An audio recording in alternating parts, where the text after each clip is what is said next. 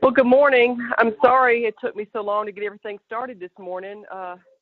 Got here and the computer wouldn't talk to me, so I had to restart. And y'all know what it's like to restart computers at Chat State. It takes, yes, it's very depressing. So whoever's listening to this video knows that I don't get paid enough to get here 30 minutes ahead of time to get this thing started. So there you go. That's my story, and I'm sticking to it. Okay, so the Gateway quiz deadline has passed.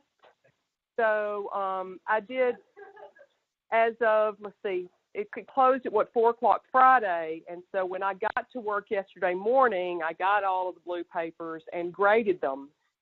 There were quite a few people who, those people who took it late Friday afternoon, who when they hit submit, it said 100, but their work didn't show that they really did what they were supposed to do. So if you took it Friday, you might want to go back and look at your Gateway quiz grade and read a little note from me. So I did send notes to people who need to meet with me personally because they did not make that 90% or higher. So I sent an eLearn message through a BCC blind copy to those people who need to meet with me personally, whether that be face-to-face or online, for them to be able to retake said Gateway quiz, okay? This is a linear algebra class. We use matrices to solve systems of linear equations.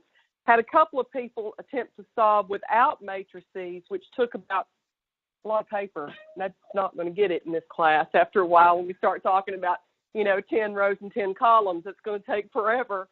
So that's the purpose of the Gateway quiz.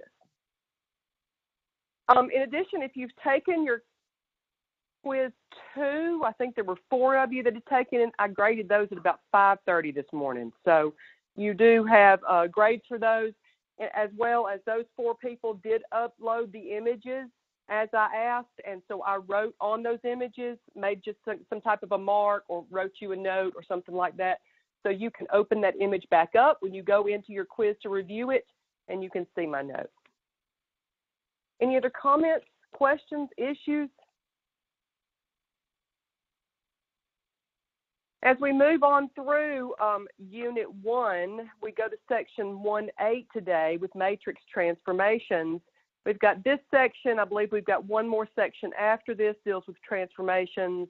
And then next week we've got a case study to talk about. And then I believe the Unit 1 test is right around the corner. So now it's never too early to start working on things that you might not understand. And let's get that taken care of before we get to that test deadline. You can ignore this part about the required Khan Academy videos. We used to have, when we had this course built in eLearn, we had Khan Academy videos that you had to watch. Those are not required anymore. However, if you're interested in those, I'd be more than glad to find the link for you. So today we talk about something called a matrix transformation. And the basis for a matrix transformation kind of goes back to what you learned in a pre-cal class. So let's talk about what you learned way back when. Way back when in pre-cal, when you were talking about functions. Let's say you have a function and you name the function f, lowercase f. And let's say the rule for this function is f of x equal x squared, I don't know, plus 5x minus 3. So what did this function do? Well, it took every possible value for x that you could think of that would give you a value back for y, or f of x, right? You plugged those numbers in for x here. You did the math. And if you got a real number back, then you plotted those points and you made a function or a graph of a function, right? Sometimes you plugged a number in for x and you got any number back for y. Sometimes you might have a function like g of x equal 1 over x plus 3, where you could plug all numbers for x in except for negative 3, right? And that would tell you that your domain for x here was all real numbers except negative 3, and then you get numbers back for y after you plug all those values in. So that was the idea when we were in pre-cal and with functions. So we're going to be doing this basically the same thing here, but we're going to call them transformations. So for example, let's say that you've got this transformation and we're going to call it H. Just like pre-cal, we give it a name, and that name is usually a letter. We give the transformation a name. And in this example, we're taking all vectors in R2. Tell me what that means.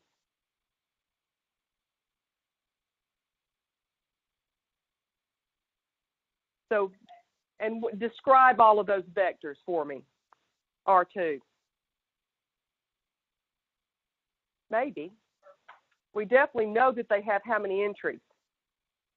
2. R2 means that you have a set of vectors with 2 entries, horizontal and vertical. And we're going to take all of those 2D vectors and we're going to transform them into 3-dimensional vectors. 3-dimensional vectors. So it would be like, okay, so I'm sure you're all, are you Star Wars fans?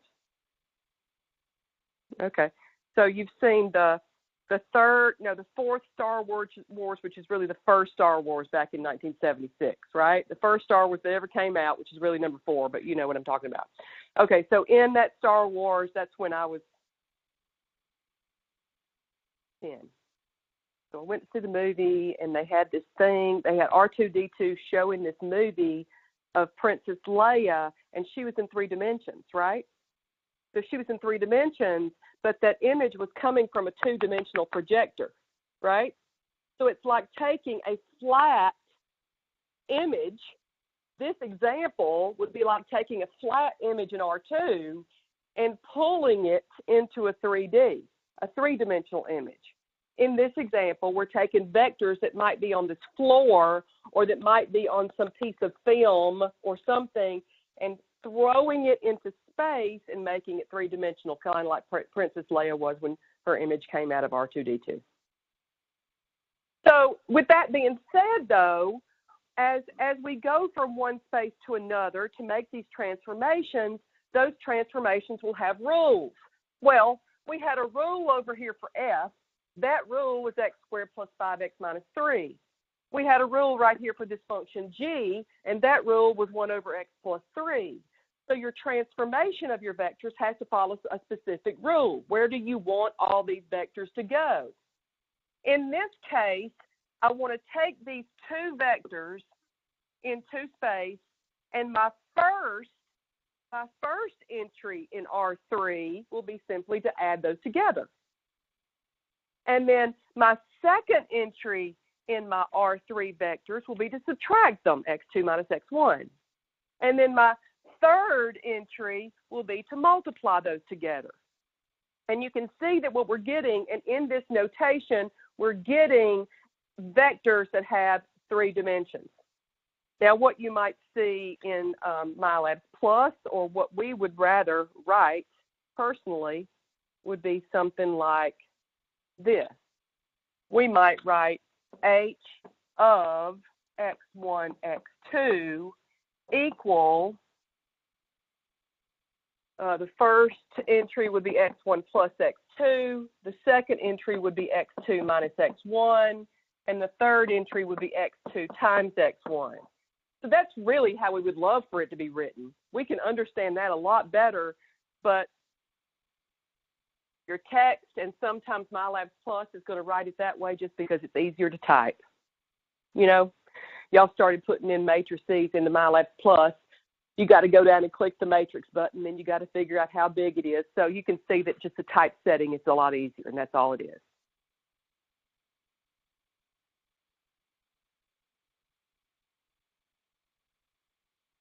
So matrix transformations are very similar to functions in pre-calculus, and then you're taking a domain and you're taking that domain and you're plugging it into a rule, and what you get back is another set of vectors.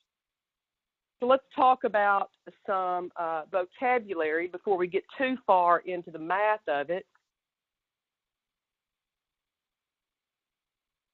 So we're calling this idea a transformation. A transformation, think about a transformation just like a function of vectors, mapping one vector space onto another vector space. And we're going to normally use the uppercase T. So when you see uppercase T, that's pretty much going to be the name of our transformation or our function of vectors. We're going to go from Rn to Rm. So we're going to put in vectors that have n entries, vectors that have n entries, and we'll get back vectors that have m entries.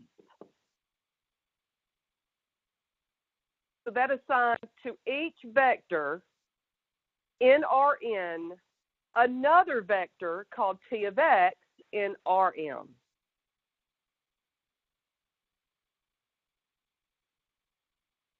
So if we have T of a vector, I will have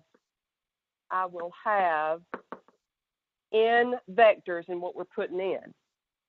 Excuse me, n entries into the vector that we're putting into the T transformation, and we'll get back, I might as well call these y's, I don't want to call them the same variable, but we'll get back m entries. Now, n and m may be the same number, okay? Maybe you're in R2 and you just want to flip vectors over something, or maybe you just want to turn vectors in the same space. You need a rule to do that, and that transformation will be that rule. Okay, so now here's another big thing you need to realize, that if you're talking about a matrix transformation, that's the same thing as transforming a number of matrices. So anytime you see T of x, I'm going to write it as I would have to write it, that T of vector x is equal to a matrix times every vector x. Now this is the big deal of the day as far as transformations go with vectors. By definition, if you take every vector and you want to transform it in some certain way, for us, that's the same thing as multiplying a matrix times a vector. Now, this you've seen before, right? You know how to do that. You know how to multiply a matrix times a vector through a vector equation, or maybe an augmented matrix. You've been doing that already. But if you want to form a transformation, that's the same thing as multiplying a matrix times a vector in this order. Order matters. We know that because we have to have the same number of columns in A as we have rows in X.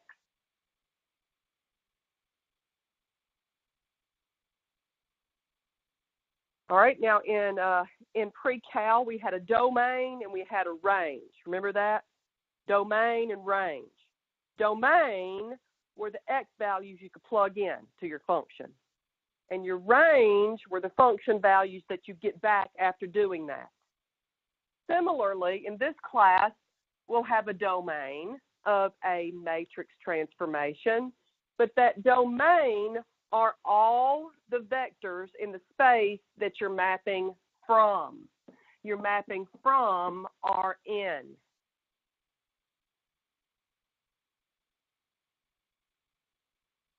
And notice in that second sentence, the domain is determined by the columns, the number of columns in A. What? The number of columns in A. Okay, let's say that my matrix A, we've always said it has a certain number of rows and a certain number of columns. Normally, we write a matrix as an M by N, right? M by N. And if I multiply M by N, then vector X has to have how many rows? N rows by one column. So when it's saying it's determined by the number of columns in A, rows by columns. Look, I'll have N columns. Get it? Rn. I'm going from Rn. The number of columns in matrix A will represent the same number of entries in Rn. Now, when you multiply an M by N times an N by 1, you get back, as a result, what?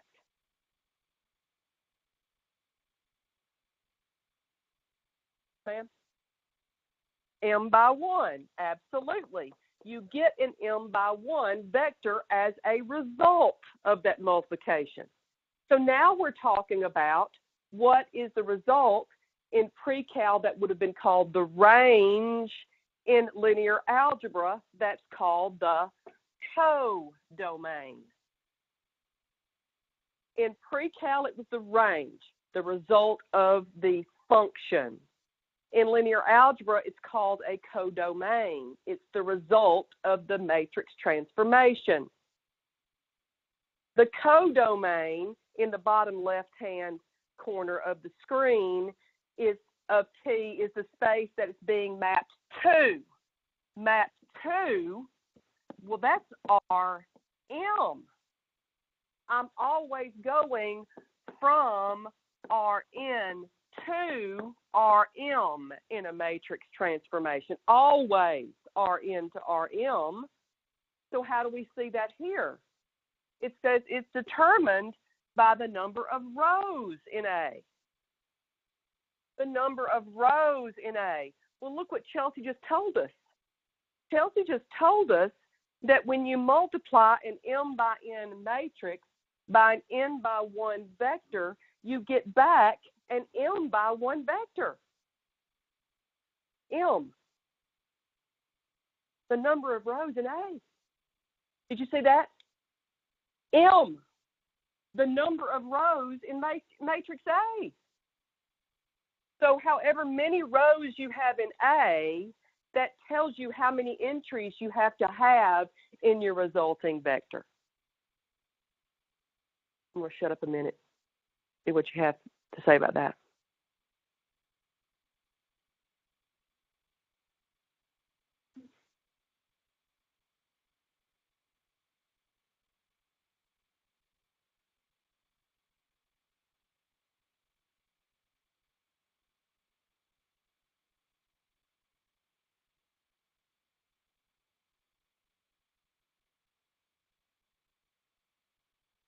So the domain are all the vectors that are being put into the transformation. The codomain are all the vectors that you're getting back.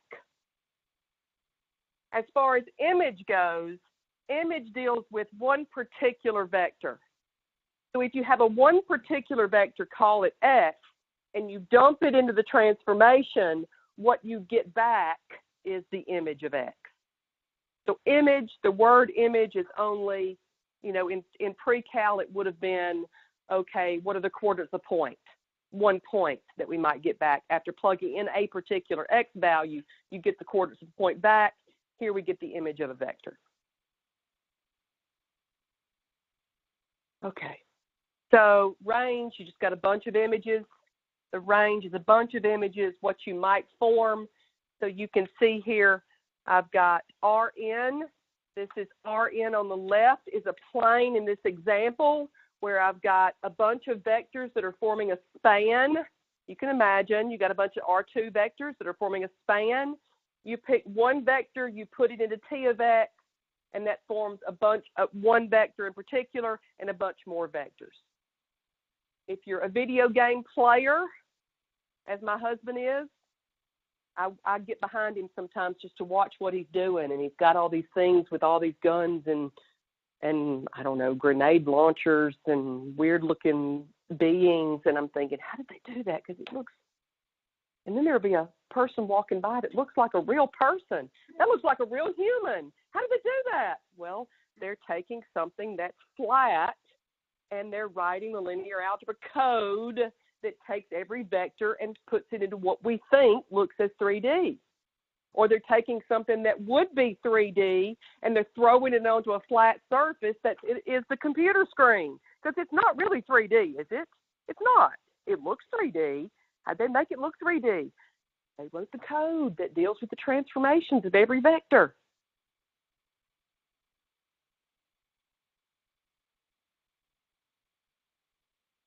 And then lastly, of course, the transformation is just what happens to every vector.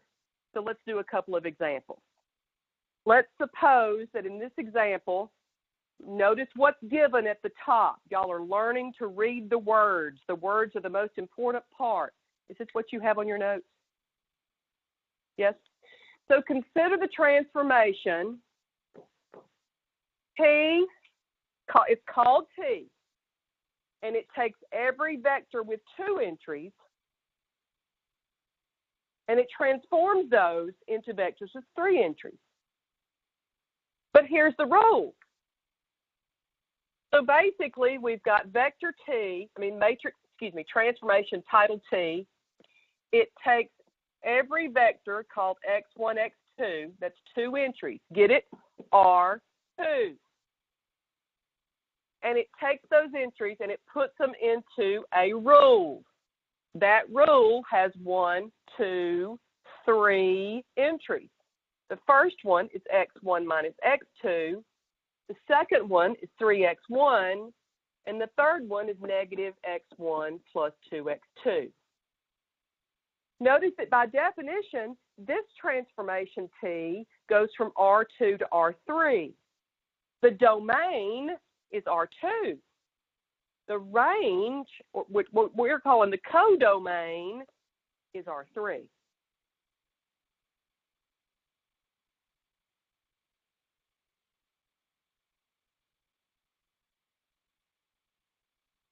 Okay, so a big deal of the day. So far, it seems pretty easy, but I want to hide that for a moment and talk about this issue, because this is an issue.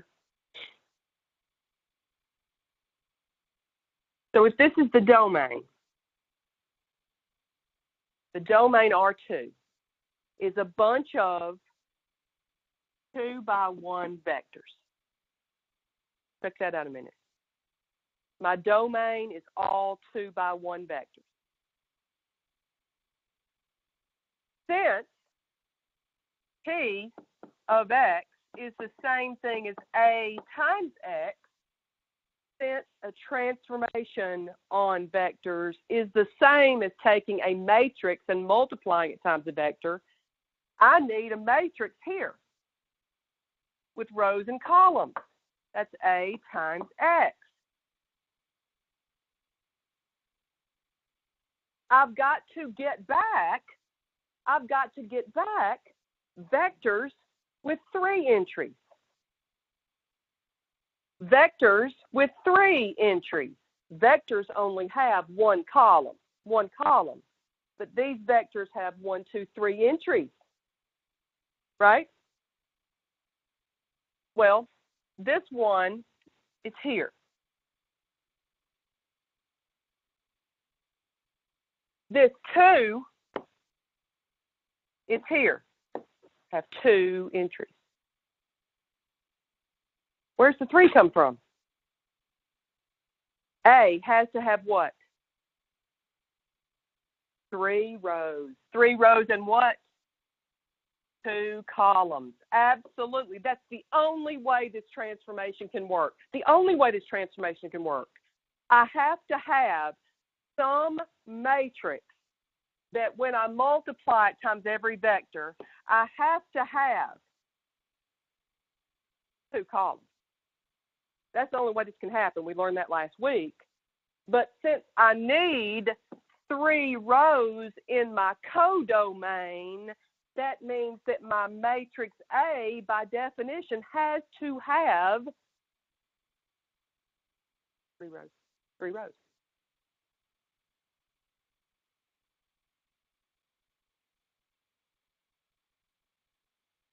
Okay, so where is that matrix? Well,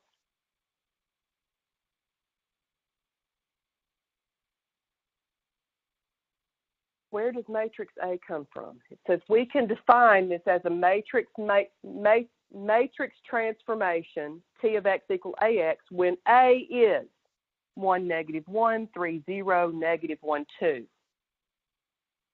Was that possible?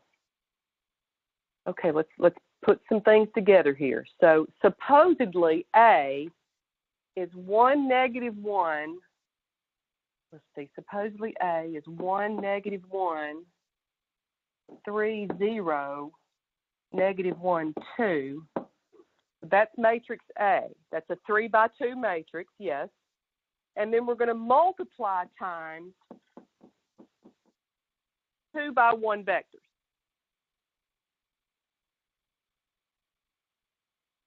So what do you know right now? In this class, when you take a matrix and you multiply it times that 2 by 1 vector, isn't that like creating a linear combination, right? Where you're basically scaling each of the column vectors. The first column vector is scaled by what? Good. And the second column vector is scaled by x2, and then you do what? So we've basically taken a matrix equation, and we've written that matrix equation as a linear combination, as we know we can, right? And what do you get back as a result? See, we get x1 minus x2, right? You get 3x1, go ahead. Let's just call it 3x1.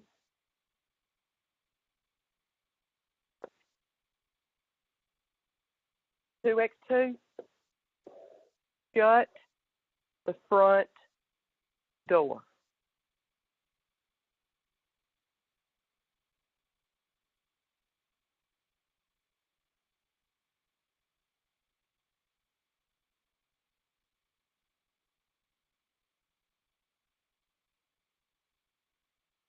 What you see up top of the screen in green was given to us, but it didn't have to be.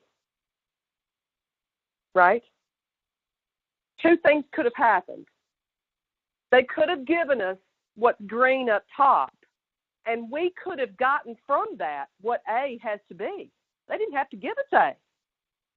I can see from this that the first row of A is 1, -1. The second row of A is 3, 0. And the third row of A is -1, 2. I didn't need them to give it to me.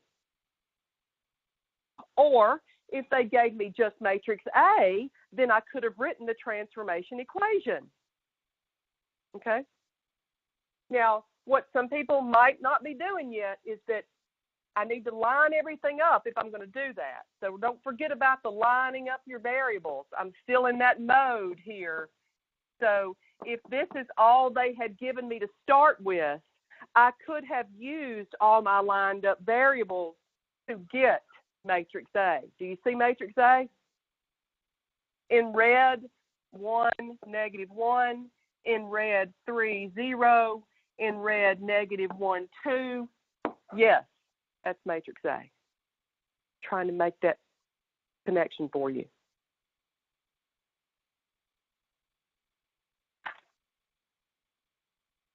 So that's part A. Check to make sure these are the same transformation by multiplying. That's what we just did right over here, where we multiplied matrix A times vector X, and we used what we know about a linear combination. We check to make sure that we do get back the transformation that was defined for us. Part B, the domain and the codomain. Let's see, what's the domain? What am I putting in? What am I putting in? Like in pre-cal, you put in X values. Here I'm putting in what into T? I'm putting in vectors with 2 entries. I'm putting in vectors with 2 entries, and in linear algebra we call that R2. Good. And what's the codomain? Good. We're getting back vectors in R3. And indeed, remember, the easy way to determine that is to look at the dimensions of matrix A. Matrix A has 3 rows and 2 columns. 3 by 2 is an M by N. There is N. Your domain is always Rn. Done. Period. Go find the number of columns of A. That's your N value. That will tell you how many entries every vector has to have that you put into this transformation. Matrix A has 3 rows. M is 3. Rm will always be your codomain. You don't even need to think about it if you don't choose to think about it. Part C, given that vector U is -1, 5, find T of U, which is the image of U under the transformation T. What in the world are they talking about? Find T of U.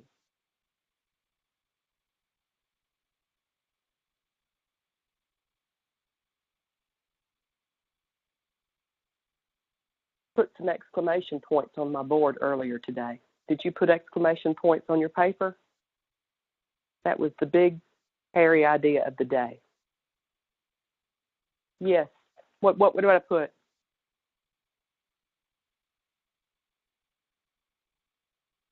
Exactly. A times vector X. T of vector X is the same as matrix A times vector X. So T of vector U is the same thing by definition as A times vector U. Absolutely. That means let's take matrix A, which was given to us. We really didn't need it to be given to us, but now we do. And then we're going to multiply that by vector U, which is given to us as -1, 5. And I better get back a vector called an image with how many entries? I've got to have 3 entries. That's a major big deal. Because if you get zeros on the last few entries, you can't ignore them. I've got to have 3 entries.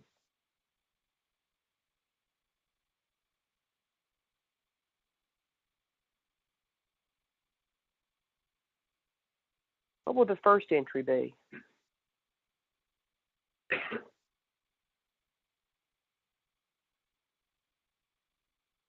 All right, let me write it out. We're going to try to learn an easier way to do it. I agree with the negative. I agree with -6. So if you wrote out this multiplication, it would look like -1 scalar times the first column, right? Isn't that what it's supposed to look like? Plus the 5 scalar times -102. You know where I'm getting that? X1, X2 is my vector. It's my scalars for my linear combination. The columns of A are the vectors that I'm trying to combine. And so my first entry is this plus this.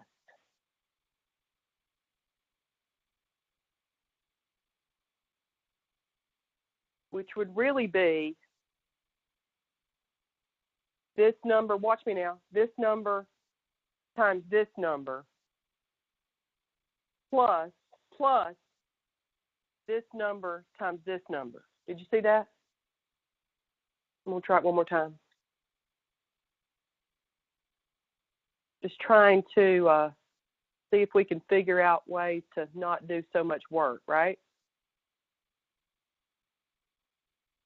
Okay, so -1 times 1 is here.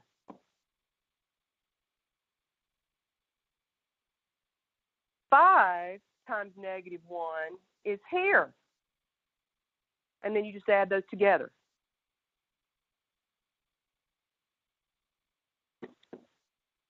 So the next one, -1 times 3 is here. You see it? -1 times 3. And then 5 times 0. See the pattern?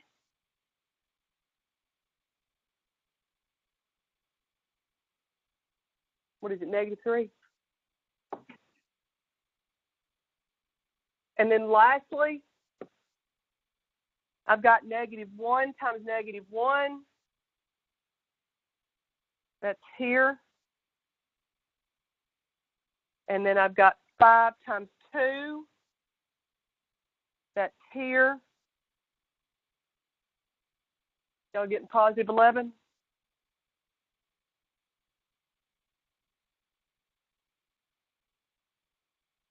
This part you can skip if you can see the pattern of this multiplication every time. So do you see I'm basically taking the rows of matrix A and scaling them by X and adding them together, because that's what happens when you're putting all these numbers together. You're combining the rows. The rows of A are what form the entries of the image. That's what Chelsea told us.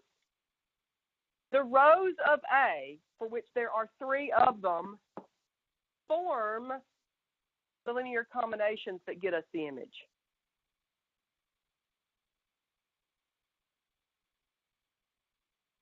Part D, determine if -305 is in the range of T. Part D, determine if -305 is in the range of T. Right. Give me a translation of that.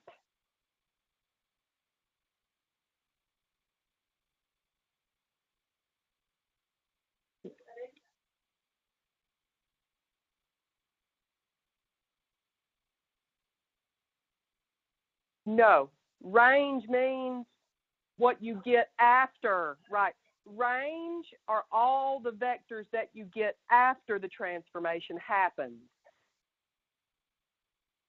What are they asking? Is, your notes say, is the vector -305 in the range of T?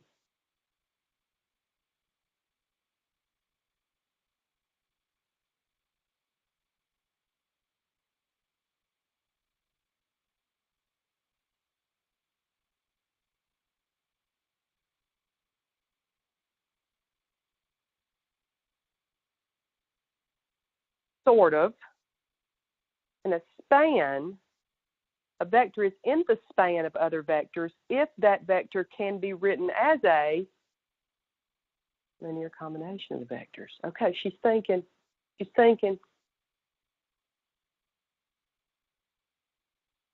Can you keep going with that, Quinn?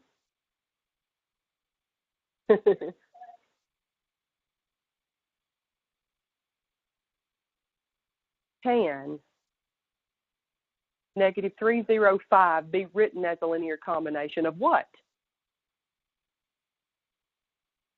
Now, wait a minute. Determine if -305 is in the range of T. Tell me what you know about T. No.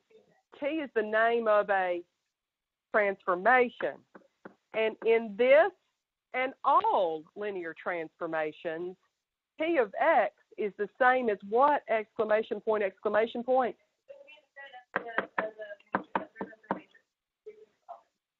That's possibly. Why are you saying that, Sophia?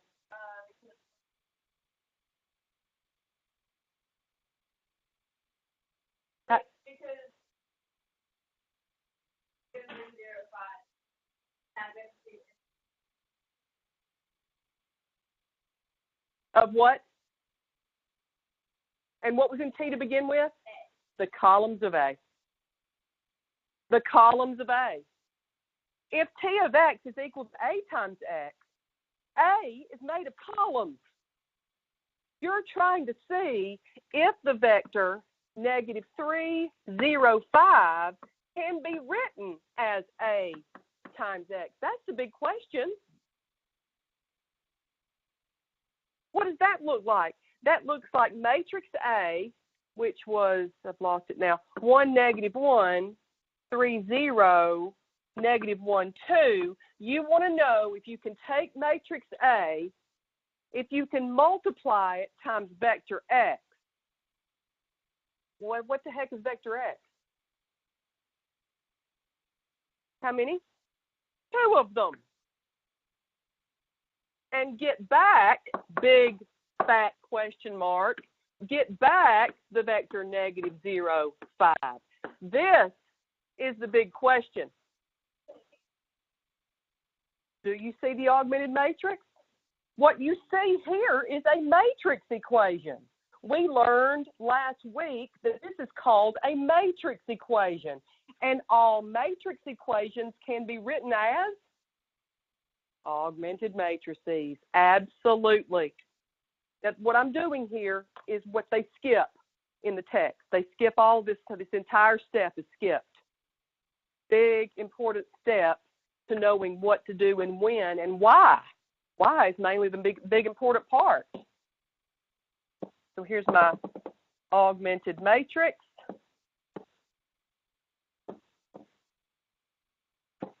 Of course, you would row reduce with your calculator now. We're not doing by hand any longer unless we have variables. Here's my, I didn't go on. I did it by hand. Is it 1, 0, what?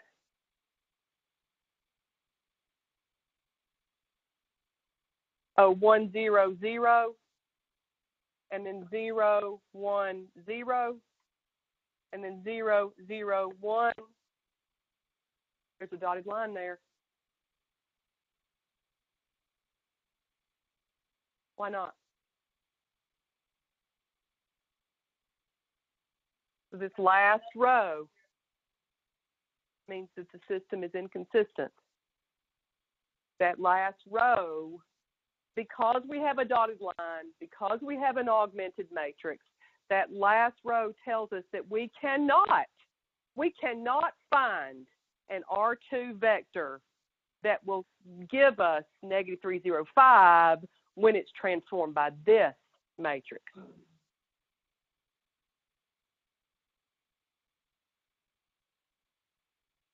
Could be why in video games the humans don't quite look human yet. Do they? There's still something off. There's still something that doesn't quite look human, that they can't quite get it right. And are there really some that look completely, utterly human? Are there? Really close. There's something in the eyes. Yeah. I just hope we're not alive to wonder whether or not you're synthetic and I'm human. I don't want to see that day. That day will happen, and I hope I'm not here when it happens.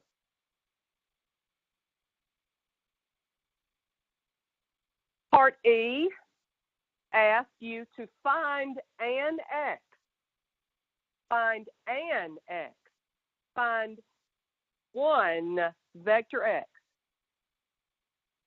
in R2 whose image under T is 8, 15, -11.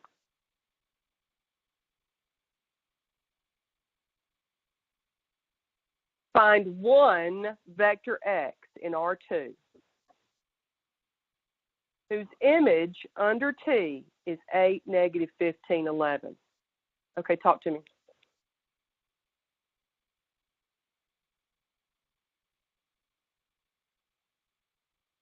Oh, all right, single transformation. I'm looking for an X. This is the question, right? such that when I transform that x, I get back 8, 5, negative 11, right? But by definition, t of x always for us represents what? Good. A times x. Okay, so we take a, which is 1, negative 1, 3, 0, negative 1, 2. We multiply it times vector x in the domain. Tell me about vector x. 2 entries, x1 and x2. And we want to see if we can get back 8, 5, negative 11. We must be able to. Yes, sir. 15. Thank you. Negative. Where is it, Alexander? 5. The 15 is the 5 is the 15. Okay. Thank you. 5 is the 15. He says. We must be able to because it says find an x in R2. So this one must be possible. So now we've got a matrix equation that can always be written as an augmented matrix. I noticed on your quiz some people are leaving off the dotted line. If you know when to leave off the dotted line and when not to, that's up to you, but I'm not leaving it out. And then we're row reducing. When I row reduced, I got 1, 0, 5, 0, 1, negative 3, 0, 0, 0. Here's some people punching in their calculator. Just try. Okay, good. Find an x in R2 whose image under T is 8, 15, negative 11. What does that reduced row echelon form matrix tell you?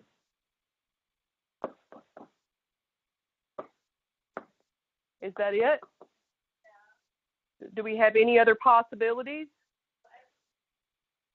X. Do we have an X3? Right. Okay. So that's why you need the dotted line, right? Because if I've got that dotted line, I can see that I only have 2 variables in my X in my domain. I only have 2 variables, X1 and X2. So vector X that we're looking for is unique. There's only one vector X answer to part F. There's only one vector X that will get us the vector 8, 15, negative 11 in our range. The answer to, go ahead.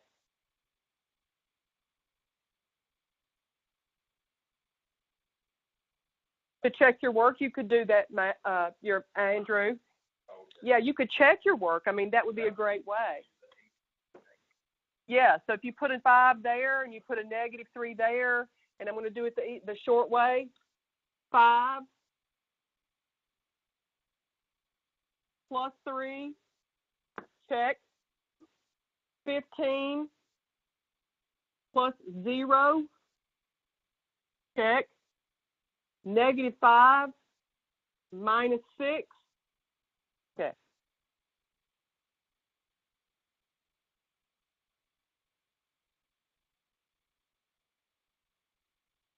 When would the answer to part F be no?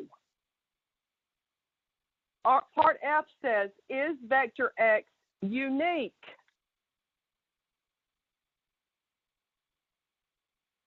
You had a free variable.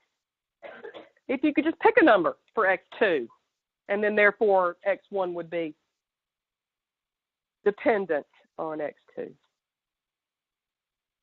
How are we doing so far? Yes, ma'am.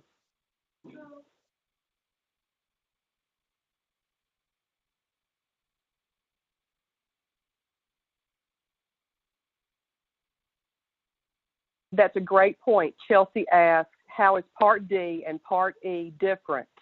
The process, the math part, the calculation was the same. Both of these represent the same idea, just using different words.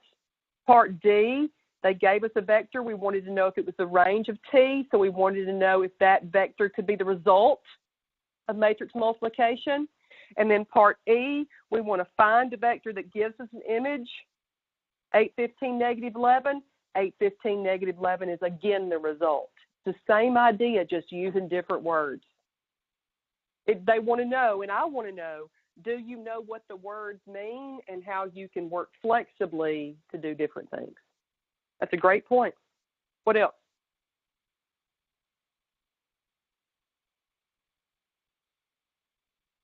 Okay, since we went through this one slowly, let's do the next one a little quicker. Now that you know the ins and outs of matrix transformations, in the next example, we've got a matrix transformation called T, such that T of X equal A times X. Then we have a matrix A. I want to know the domain and the codomain. So think about it to yourself. That's all we got. That's all we're given. Think about that to yourself. Write something down and share it with your neighbor.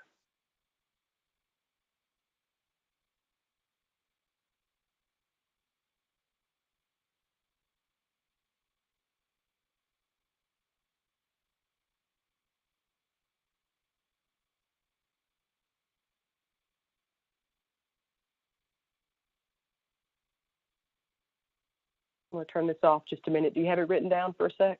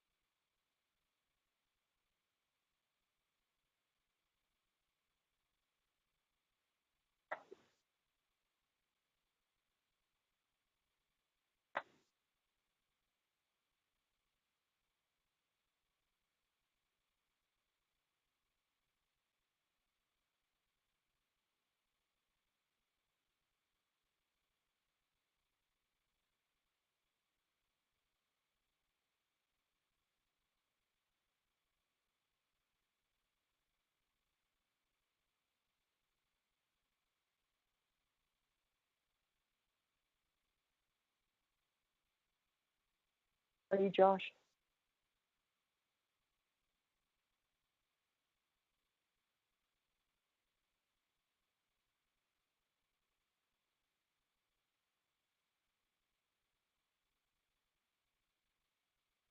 Are you, Garrett? Yep. Gunner? Looking for Gunner.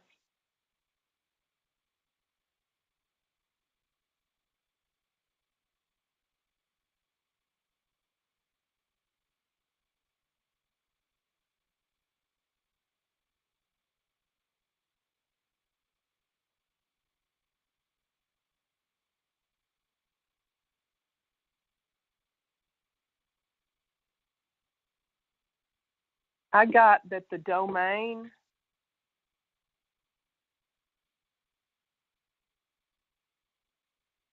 I got R3. And I got that the codomain was R2. What do you think? Okay, so how did I get it? How did I get that? Columns of A. Good. A is a 2 by 3. That's an M by N. It's always M by N. N tells you the dimensions of your domain.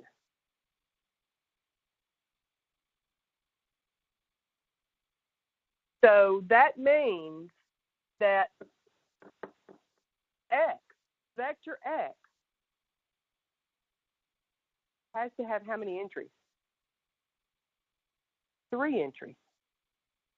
Vector X has to have 3 entries. And any resulting image in the range of this transformation has to have how many entries? 2. So part B. Given that U is 5, 3, negative 1, find T of U. What are we doing? Good. A times X. Is it possible to do a 2 by 3 times a 3 by 1? Yes, that's what we need.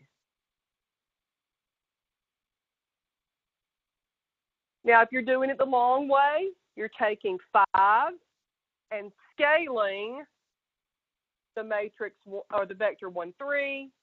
Then you're taking 3, and you're scaling the vector 2, -1. And then you're taking -1 as the scalar, and you're scaling -7, 7, and then adding those together to create a linear combination.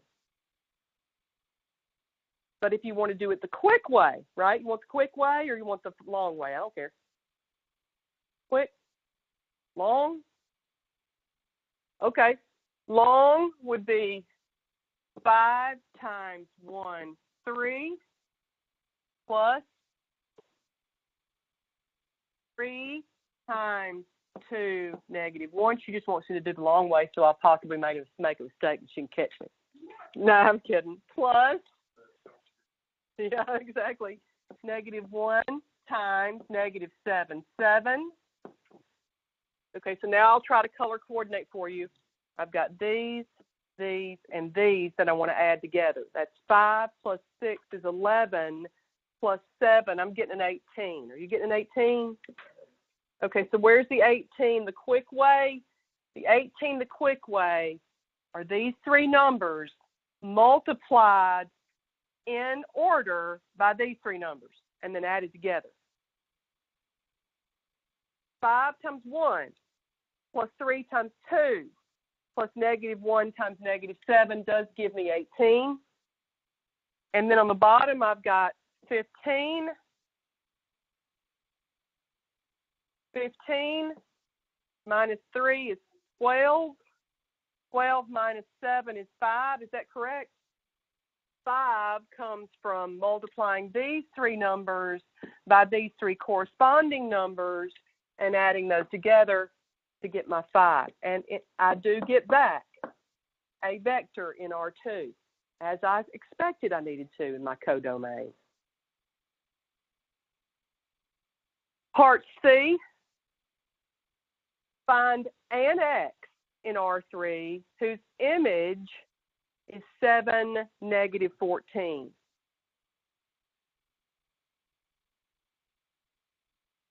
Find an X such that 7, -14 is the result.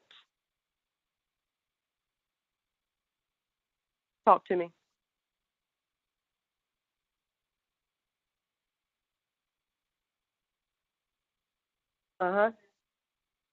And then go ahead and augment. Y'all okay with me augmenting since we've already shown that step of why that's the case? So I've got 1, 3 is my first column, 2, -1 is my second column, -7, 7 is my third column. Those are three vectors. I'm trying to see if I can form a linear combination to get 7, -14. So when I row reduced, I got 1, 0, 1, -3, 0, 1, -4, 5. Check me on that, please.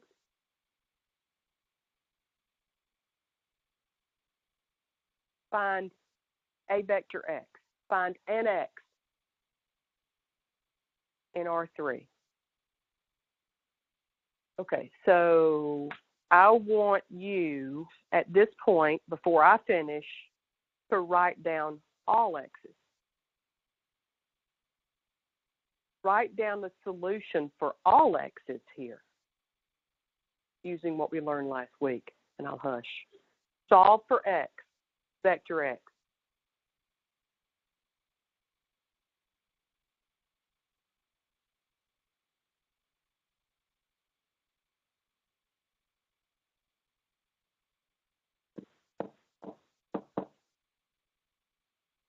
We only want one, but for right now, I want all of them.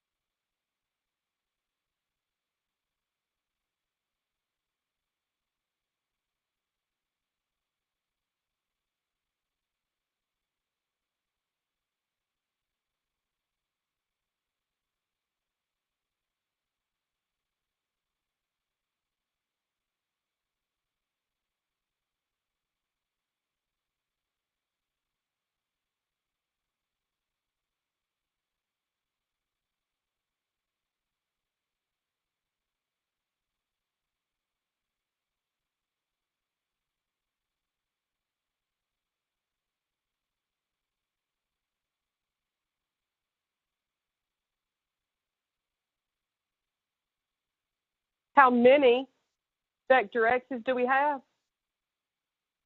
How many solutions for x do we have? Because you have a free variable. Good. Now, before I solve it, tell me how many entries vector x has. 3. Good, because our domain is R3. R3, I have 3 entries. You say that x3 is free. Agreed? What does x2 equal then? And what does x1 equal? So this is all solutions x. These are all of them. I just want one.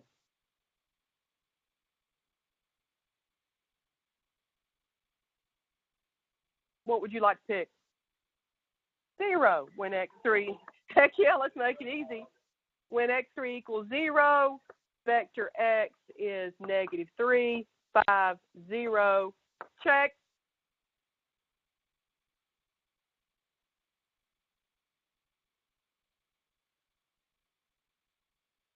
Okay, so what does this mean? This means that there are lots of vectors on the floor. That's R2. There are lots of vectors on the floor that when they're transformed this way, all go to the same point. All go to the same point, depending on what you pick. Determine if 9, 8 is in the range of T. Is the vector 9, 8 in the range of T? So, in other words, can I find a vector x that I can put into the transformation T, which is a times x, and get back 9, 8? That's the big question. So we'll set up an augmented matrix, good, with matrix A as our column vectors, or our column vectors from matrix A, with the 9, 8 that we're given, to see if I can get that as a result. I got some fractions on this one. Let's see if you did too.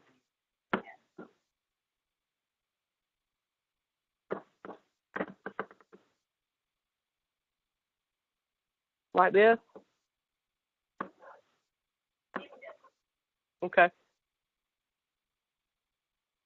The question is, determine if the vector 9, 8 is in the range of T. The answer is yes, and if you were asked to explain, what is consistent? The system A times vector x is consistent, meaning you can find a solution for x. You can find an x vector. You can find an infinite number of x vectors here because you've got a free variable, but you can find a vector x such that a times that x equal 9, 8. You'll have an infinite number of them, but you can find at least one.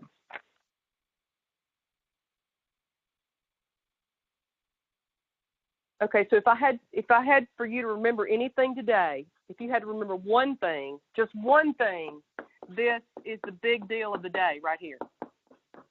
That's the big one. Okay, and then the codomain, the domain is the second big one, because that's going to possibly save your life when you have lots of zeros. When I see you Thursday, I will finish section 1.8 and do all of section 1.9. Finish section 1.8 and do all of section 1.9. I'll see you then.